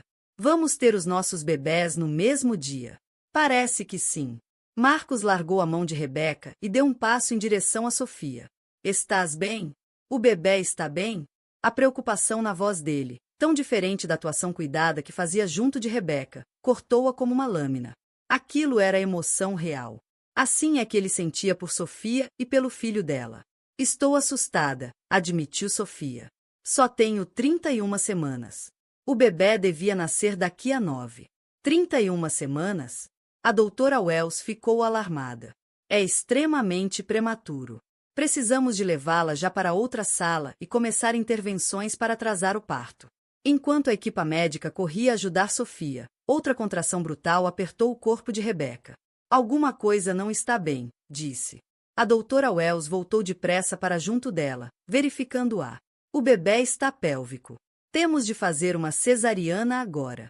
Não, a voz de Rebeca era fraca. Rebeca, isto não é negociável. O bebê está em sofrimento e a senhora está a hemorragiar. A sala explodiu em caos controlado. Enfermeiras preparavam Rebeca para a cirurgia de emergência enquanto a médica gritava ordens. Marcos ficou imóvel entre Rebeca e Sofia, o rosto pálido de pânico. Para que quarto vou? Perguntou a uma enfermeira. A questão pairou no ar como uma acusação. Naquele instante, todos compreenderam. Marcos tinha de escolher entre esposa e amante, entre o filho legítimo e o ilegítimo. Vai com a Sofia, disse Rebeca baixinho. Ela precisa mais de ti do que eu. Rebeca, não. Eu fico contigo. Vai. A voz dela agora era firme, cheia de uma certeza que a surpreendeu. Vai estar com a mulher que realmente amas. Eu fico bem. Enquanto a equipa médica levava para o bloco operatório, Rebeca viu Marcos pegar na mão de Sofia e segui-la para outra sala de partos. Mesmo em crise, mesmo com a esposa prestes a entrar numa cirurgia de risco, ele escolheu a outra mulher. Mas Rebeca não estava sozinha. A agente Rodrigues surgiu ao lado da maca. Prendemos o David Cooper há 1 hora, disse em voz baixa. Ele está a colaborar. Temos tudo o que precisamos para condenar o Marcos, com ou sem o seu testemunho. O bebê vai ficar bem. E, quando nascer, terá uma mãe que fez o que era certo, mesmo quando foi a coisa mais difícil. Quando a anestesia começou a fazer efeito, o último pensamento consciente de Rebecca foi para a filha, nascida no meio do caos, 6 semanas antes do tempo, filha de um pai que já escolhera outra mulher, mas também filha de uma mãe que iria lutar por ela, protegê-la e ensiná-la a distinguir o certo do errado. 3 horas depois, Rebecca acordou. A doutora Wells estava ao lado da cama, com um pequeno embrulho nos braços. Conheça sua filha, disse suavemente. 1,9 quilogramas. Pequena, mas perfeita. Rebecca olhou para o rostinho a espreitar do cobertor cor-de-rosa e sentiu o coração expandir-se de uma forma que não sabia ser possível. A bebé tinha cabelo escuro como Marcos, mas os olhos azuis de Rebecca. Era linda, frágil e completamente inocente no caos que rodeara o seu nascimento. Onde está o Marcos? Perguntou Rebecca. Ainda com a Sofia. O bebê dela nasceu cerca de 1 hora depois do seu, um rapaz, também prematuro, mas estável. Rebecca acenou, estranhamente calma. E a agente Rodrigues? Está lá fora. O Marcos foi preso por crimes federais. Levarão-no sob custódia quando saiu do quarto da Sofia. Pela janela, Rebecca viu o circo mediático a crescer no parque de estacionamento. Carrinhas de televisão, jornalistas, câmaras apontadas às janelas do hospital. Até amanhã, o mundo inteiro saberia que o bilionário Marcos Matthews tinha sido preso por crimes financeiros. Enquanto a esposa e a amante davam à luz os filhos dele no mesmo dia. Mas, por agora, naquele quarto silencioso do hospital, estavam apenas Rebecca e a filha. O resto do mundo podia esperar. Qual é o nome dela? Perguntou a doutora Wells. Rebecca tinha planeado chamar-lhe Grace em homenagem à avó de Marcos. Mas, olhando para o rosto sereno da filha, percebeu que esse nome pertencia à vida antiga, uma vida construída sobre mentiras e dinheiro roubado. Hope, disse. O nome dela é Hope. Porque é isso que esta pequena representa: esperança. Esperança num futuro melhor, esperança na verdade acima da mentira, esperança numa vida construída sobre algo mais sólido do que crime e traição familiar. Rebecca Matthews já não era esposa ingênua de um bilionário criminoso. Era mãe de Hope Matthews. E isso era suficiente. Posso dar-te tudo o que quiseres, disse Marcos, segurando a filha recém-nascida nos braços. O James na prisão. A Sofia destruída. E a nossa família de novo unida. Ou podes afastar-te e deixar-me enfrentar sozinho as consequências. Rebecca fitou o marido da cama do hospital, mal acreditando no que ouvia.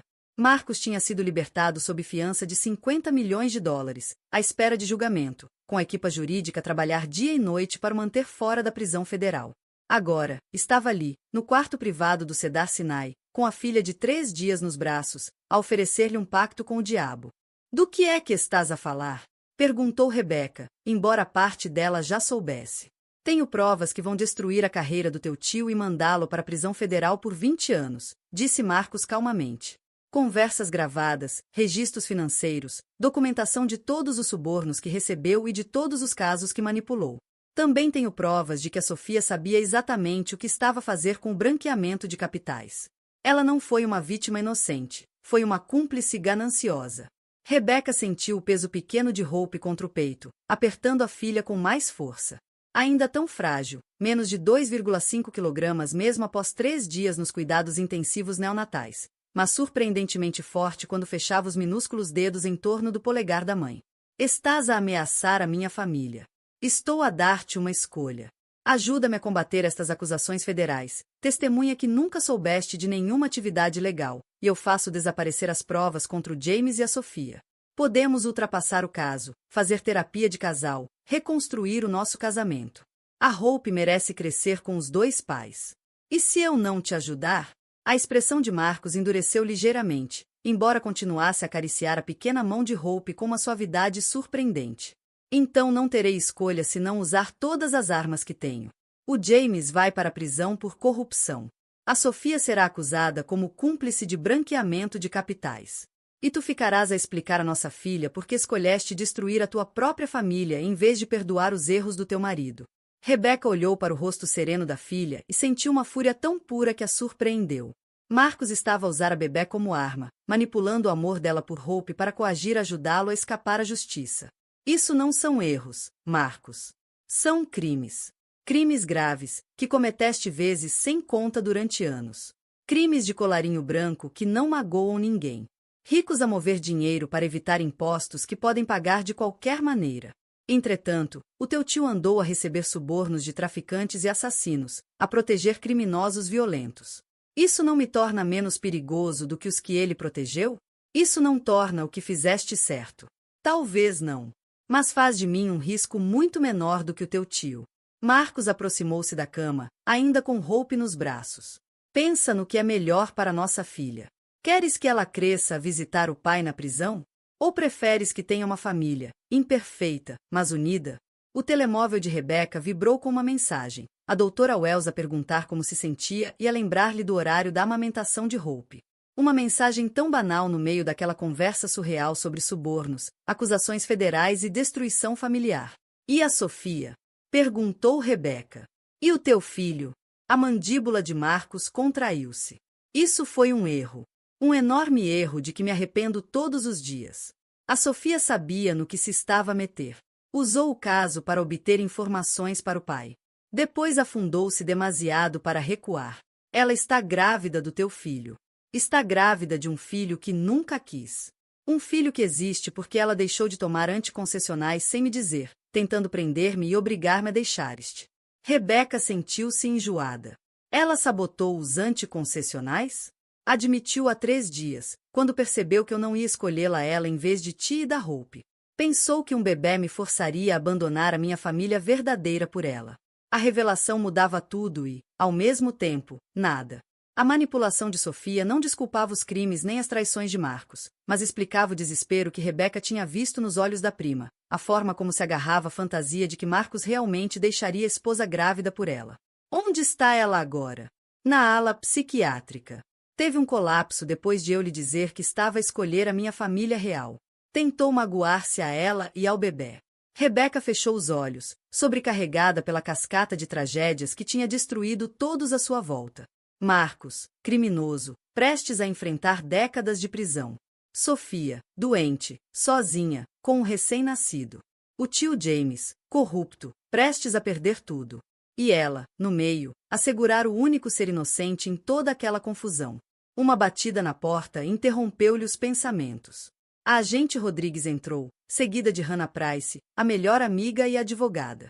Senhora Matthews, disse Rodrigues formalmente. Preciso de a informar que o seu marido será novamente detido dentro de aproximadamente 1 hora. A fiança foi revogada devido a provas de que ele tentou fugir do país. O rosto de Marcos empalideceu, mas ele não largou a filha. Isso é impossível. Não saí de Los Angeles. Comprou bilhetes para Costa Rica com nome falso, continuou Rodrigues. Além disso, transferiu mais 12 milhões de dólares para contas offshore ontem, em violação direta das condições da fiança. Rebecca sentiu o mundo girar à sua volta. Mesmo agora, mesmo enquanto segurava a filha recém-nascida e prometia reconstruir a família, Marcos estava a planear a fuga. Ias fugir, disse Rebecca baixinho. Mesmo depois de tudo o que disseste sobre escolher a nossa família. Estava a manter as opções em aberto, admitiu Marcos. O caso federal contra mim é forte. Talvez não tenha outra escolha senão desaparecer. Com ou sem nós. A hesitação dele durou apenas um instante, mas foi o suficiente para Rebecca ter a resposta. Ele planeava abandonar a Hope e a ela, exatamente como o agente Rodrigues previra semanas antes. Rebecca, tens de entender. Dá-me a minha filha. A voz dela era gelo. Dá-me a minha filha agora ou eu grito por segurança. Marcos, relutante, colocou Hope nos braços da mãe. Rebecca sentiu o calor do bebê encostar-se ao peito como um escudo. A partir dali, acontecesse o que acontecesse, protegeria aquela criança inocente do caos criado pelo pai. Hannah deu um passo à frente, a expressão profissionalmente neutra. Rebecca, precisamos de discutir a tua situação legal antes de o Marco ser preso. Que situação legal? Os procuradores federais estão a oferecer-te imunidade total em troca da tua cooperação. Mas a oferta expira quando Marcos for levado sob custódia. Depois disso, serás considerada potencial arguida. Rebecca olhou para o rosto pequeno de Hope e depois de volta para Marcos. Que cooperação querem? Testemunho sobre as contas offshore, o branqueamento de capitais, as operações de negócios que presenciaste, explicou o agente Rodrigues. Também precisamos de acesso ao escritório em casa do Marcos e aos ficheiros do computador. Eu faço, disse Rebeca sem hesitar. Rebeca sentiu Hope agitar-se contra o peito e percebeu que até a bebê, com apenas 3 dias de vida, conseguia sentir a tensão à volta. Então é isso que serei, disse Rebeca com calma. Mas não serei criminosa. E a Hope não vai crescer a pensar que é aceitável roubar e mentir e trair quem nos ama. A agente Rodrigues avançou. Senhor Máfios, tem de vir conosco agora. Esperem, disse Marcos, a voz a quebrar. Deixem-me despedir da minha filha. Rebeca hesitou, depois entregou Hope suavemente a Marcos uma última vez. Ele abraçou a bebê, murmurando algo demasiado baixo para alguém mais ouvir. Quando a devolveu, Rebeca viu lágrimas nos olhos dele. Amo-vos as duas. Aconteça o que acontecer, preciso que saibam disso. Se nos amasses, não nos terias traído, respondeu Rebeca. Enquanto os agentes federais levavam Marcos algemado, Rebeca sentiu uma estranha paz a instalar-se. Durante semanas, viverá num mundo de mentiras, sem saber o que era real e o que era encenação. Agora, finalmente, sabia exatamente onde estava. Hope começou a inquietar-se, e Rebeca instintivamente iniciou o balanço suave que parecia acalmar a filha. Pela janela do hospital, via os jornalistas a preparar transmissões em direto sobre a prisão de Marcos. Até o fim do dia, todos saberiam que o bilionário Marcos Máfios tinha sido levado sob custódia federal, enquanto a esposa escolhia a justiça em vez da lealdade. E agora, o que acontece? Perguntou Rebeca a Hannah. Agora, reconstróis a tua vida. O governo vai confiscar a maioria dos bens, mas existem proteções legais para cônjuges inocentes. Terás o suficiente para recomeçar, especialmente se testemunhares com sucesso. E a Sofia? Provavelmente terá um acordo de cooperação. Tratamento de saúde mental, liberdade condicional, serviço comunitário. Os procuradores não estão interessados em destruir uma mãe recente manipulada por um criminoso de gênio. Rebeca pensou na prima, sozinha na ala psiquiátrica com o recém-nascido. Sofia tinha feito escolhas terríveis, mas continuava a ser família, alguém que Rebeca amara desde criança. Quero vê-la. Tens a certeza de que é sensato? Está sozinha. O bebê dela está sozinho. Independentemente do que fez, não merece passar por isto isolada. 1 hora depois, Rebeca estava na ala psiquiátrica, a segurar Hope enquanto se sentava ao lado da cama de Sofia. A prima parecia frágil, partida, o filho a dormir-lhe nos braços. Desculpa, sussurrou Sofia. Desculpa por tudo. Nunca quis que fosse tão longe. Só queria que ele reparasse em mim, que me escolhesse. Achei que, se tivesse um filho dele... Sofia, precisas de ajuda. Ajuda a sério. E tens de cooperar com os procuradores. Algum dia vais perdoar-me? Rebeca olhou para Hope e depois para o filho de Sofia. 2 bebés, nascidos no mesmo dia, do mesmo pai. Inocentes dos pecados dos pais. Vou tentar, disse com sinceridade. Por eles. Ao sair do hospital naquela noite, Hope dormia tranquila na cadeirinha do carro. Rebeca sentiu o peso da decisão que tomara, escolher a verdade em vez das mentiras confortáveis, a justiça em vez da lealdade familiar, a integridade em vez da segurança financeira. Amanhã testemunharia perante um grande júri federal. Na próxima semana mudaria da mansão comprada com dinheiro roubado. No próximo mês começaria uma nova vida como mãe solteira, com recursos limitados, mas determinação ilimitada. O marido bilionário estava em custódia federal, a enfrentar décadas de prisão. A família estava destruída, espalhada por traições e acusações criminais. A vida confortável tinha acabado. Mas Hope estava saudável, linda e totalmente amada. E isso bastava para construir um futuro. Rebeca Máfios já não era esposa ingênua de um criminoso. Era mãe de Hope Máfios. E estava pronta para enfrentar o que viesse. O meu nome é Rebeca Máfios e estou aqui para contar a verdade sobre o meu marido, a minha família e sobre mim mesma, disse aos microfones, com a filha de 3 semanas a dormir-lhe nos braços. A conferência de imprensa no Tribunal Federal estava cheia. Jornalistas de todos os grandes meios enchiam a sala. Rebeca nunca tinha falado em público antes, sempre deixara Marcos lidar com atenção mediática. Mas, naquele dia, estava pronta para contar a própria história. Há 3 meses, descobri que o meu marido, Marcos Máfios, tinha um caso com a minha prima, continuou Rebeca, a voz firme apesar do caos de flashes e jornalistas a rabiscar notas. O que eu não sabia então era que esse caso era apenas uma parte de uma rede criminosa muito maior que incluía branqueamento de capitais, evasão fiscal e a corrupção de funcionários públicos. Hope mexeu-se nos braços dela, mas não acordou. Desde que saíra do hospital, a bebé tinha sido a companheira constante de Rebecca, um lembrete do motivo pelo qual lutava, sempre que o estresse ameaçava sufocá-la. Tomei a decisão de cooperar com os investigadores federais não por vingança, mas por responsabilidade para com a minha filha e para com a verdade.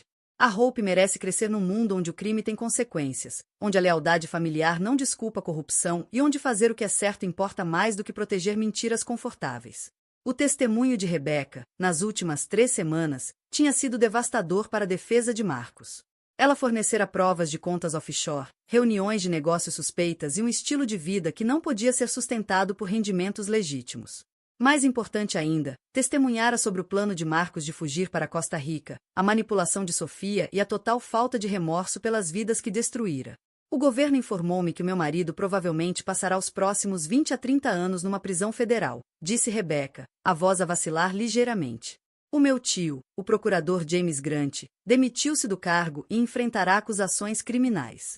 A minha prima, Sofia Grant, celebrou um acordo judicial e cumprirá 2 anos de liberdade condicional enquanto recebe tratamento de saúde mental. A sala estava em completo silêncio, exceto pelo clique suave das câmaras. Rebecca tinha esperado perguntas hostis, jornalistas céticos a tentar pintá-la como esposa vingativa a destruir a família por rancor. Em vez disso, viu simpatia em muitos rostos, compreensão em mulheres que reconheciam a posição impossível em que ela fora colocada. Quero responder à pergunta que me tem feito repetidamente nas últimas semanas. Por que não fiquei ao lado do meu marido? Por que não usei as ligações da minha família para o proteger? Rebecca ajustou a Hope no outro braço, o peso da bebé a confortá-la contra o peito. A resposta é simples. Recuso-me a ensinar a minha filha que amor significa aceitar abuso, que lealdade significa permitir crime ou que família significa proteger pessoas que prejudicam os outros. O telemóvel de Rebecca não tinha parado de vibrar durante semanas com pedidos de entrevistas, propostas de livros e até de filmes. Todos queriam ouvir a história da esposa do bilionário que escolheu a justiça em vez do dinheiro, a mulher que destruiu a própria família para proteger a filha. Mas Rebecca recusará todos. Esta conferência de imprensa era sua única declaração pública. Depois disso, planeava desaparecer completamente da atenção mediática. Finalmente, quero dizer algo a outras mulheres que possam estar em situações semelhantes, disse Rebecca, olhando diretamente para a câmara principal. Se descobrirem que o vosso cônjuge leva uma vida dupla, se souberem que a vossa família está envolvida em atividades criminosas, se vos pedirem para escolher entre lealdade e verdade, escolham a verdade. Vai ser doloroso, difícil e caro, mas conseguirão olhar-se ao espelho todas as manhãs. Mais importante ainda, conseguirão olhar para os vossos filhos e saber que lhes ensinaram as lições certas sobre integridade e coragem. As perguntas começaram de imediato quando Rebecca se afastou dos microfones, mas ela não parou para responder. Já tinha dito tudo o que precisava de dizer. Agora, queria levar Hope para casa, alimentá-la e desfrutar do silêncio anônimo da nova vida. À porta do tribunal, Hannah esperava com o carro. Como te sentes? Perguntou enquanto se afastavam do circo mediático. Cansada. Aliviada. Pronta para acabar com tudo isto. Algum arrependimento? Rebecca refletiu seriamente sobre a questão. Tinha renunciado à riqueza, estatuto social, relações familiares e a vida confortável construída em 7 anos de casamento. Hope cresceria sem o pai, sem as vantagens financeiras que poderiam abrir-lhe portas, sem a família alargada que um dia parecerá tão importante. Não, disse finalmente. Sem arrependimentos. 6 meses depois, Rebecca estava no pequeno jardim atrás do prédio do apartamento, a ver Hope estender a mão para as flores que cresciam nos vasos. A filha já gatinava, curiosa com tudo à volta, completamente alheia às circunstâncias dramáticas do nascimento. Marcos tinha sido condenado a 25 anos de prisão federal, após declarar-se culpado de várias acusações de branqueamento de capitais, evasão fiscal e fraude. Poderia pedir liberdade condicional em 15 anos, quando Hope tivesse idade suficiente para decidir por si própria se queria uma relação com o pai. O tio James receberá uma pena mais leve, 10 anos, em troca da cooperação na exposição de outros funcionários corruptos. Catherine tinha pedido divórcio e mudará-se para a Costa Leste para viver com a irmã. A família Grant tinha-se essencialmente desintegrado, espalhada por escândalos e condenações criminais. Sofia completará a liberdade condicional e vivia discretamente no Oregon com o filho, a trabalhar como empregada de mesa e a frequentar terapia 2 vezes por semana. De vez em quando, enviava a Rebecca fotografias e atualizações do menino que era meio-irmão de Hope. Rebecca decidirá que um dia contaria isso à filha, quando ela fosse suficientemente crescida para compreender as circunstâncias complicadas da família. Senhora Matthews, uma voz atrás dela fez Rebecca virar-se. Era a Senhora Shen, a vizinha idosa que muitas vezes ajudava a cuidar de Hope quando Rebecca tinha consultas. Por favor, chame-me Rebecca. Rebecca, há um homem à sua porta. Diz que é jornalista do *Washington Post*. Quer que lhe diga que não está em casa? Rebecca suspirou. Mesmo 6 meses depois, jornalistas ainda procuravam, na esperança de entrevistas de segmento ou detalhes exclusivos sobre a sua vida após o escândalo. Há meses que deixará de ler os artigos sobre si própria, mas sabia que a retratavam ou como heroína corajosa ou como esposa vingativa, dependia da política de cada publicação. Diga-lhe que não estou interessada, obrigada. Quando a senhora Shen voltou para dentro, Rebecca pegou em Hope e abraçou-a. A filha usava um vestidinho amarelo da Target, muito diferente da roupa de marca que enchera o quarto de bebê na antiga casa. Mas Hope estava saudável, feliz e totalmente amada, e isso era tudo que importava. O telemóvel vibrou com uma mensagem. A doutora Wells a perguntar se estava livre para um café na próxima semana. Nos últimos meses, Patrícia tornará-se mais do que pediatra de Hope. Era amiga, alguém que compreendia os desafios da maternidade solteira e não julgava as escolhas de Rebecca. Logo a seguir, chegou outra mensagem. Hannah partilhar uma fotografia do jogo de futebol da filha. Vida normal a acontecer em redor das circunstâncias extraordinárias de Rebecca. Ao pôr do sol em Santa Mônica, Rebecca levou Hope para dentro do pequeno apartamento. Não era muito, 2 quartos, uma casa de banho, uma cozinha do tamanho do closet da antiga mansão. Mas era delas. Pago com dinheiro limpo, livre da nódoa do crime. A rotina de Hope era simples: banho, biberão, história, sono. Sem amas noturnas, sem quarto elaborado cheio de brinquedos caros, apenas mãe e filha, a construir uma vida juntas, um dia de cada vez. Ao deitar a filha no berço, Rebecca reparou num envelope enfiado debaixo da porta. O coração afundou-se, à espera de mais um pedido de entrevista ou documento legal. Mas, ao abrir, encontrou algo totalmente diferente: uma carta de Marcos, com selo da prisão federal. Rebecca ficou a olhar para o envelope durante muito tempo antes de o abrir. Não tinha notícias dele desde a sentença. Nem queria ter. Mas a curiosidade venceu a cautela. Asterisco querida Rebecca, asterisco começava a carta. Asterisco sei que provavelmente não queres ouvir falar de mim, e compreendo por quê. Tive 6 meses para refletir sobre o que te fiz, a Hope, a nossa família. E finalmente percebo quanto destruí. Asterisco. Rebecca quase parou de ler aí. Mas algo a fez continuar. Asterisco não escrevo para pedir perdão nem para arranjar desculpas. Escrevo para te dizer que tenho orgulho em ti, pelas escolhas que fizeste. Foi preciso coragem para enfrentares-me, a tua família, a todos os que te diziam para ficares em silêncio e protegeres quem amavas. Protegeste a única pessoa que precisava mais, a nossa filha. Asterisco. A carta prolongava-se por 2 páginas, detalhando a vida de Marcos na prisão, o remorso pelos crimes e a esperança de que um dia a filha quisesse conhecê-lo.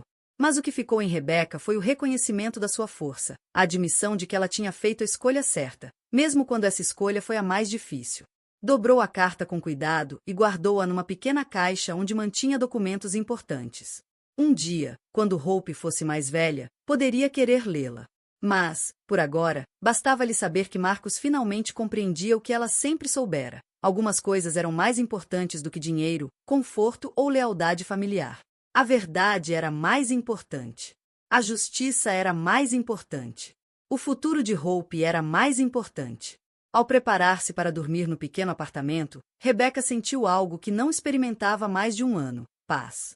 Não felicidade. A dor e o trauma ainda eram demasiado recentes para isso, mas paz. A calma de saber que fizera as escolhas certas, mesmo quando essas escolhas lhe custaram tudo. Hope estava segura. Hope era amada. Hope cresceria a saber a diferença entre o certo e o errado, porque a mãe lhe mostrará isso através de ações, não apenas palavras. Rebecca Matthews já não era esposa de um bilionário. Já não fazia parte de uma das famílias mais proeminentes de Los Angeles. Já não era rica nem socialmente protegida por dinheiro e influência. Era a mãe de Hope. E isso bastava. Do lado de fora da janela do quarto, as luzes de Santa Mônica cintilavam como estrelas, cada uma representando a vida de outra pessoa, as lutas e vitórias de outra pessoa, as decisões diárias entre o certo e o errado. Amanhã, Rebecca acordaria e continuaria a construir a nova vida, um dia honesto de cada vez.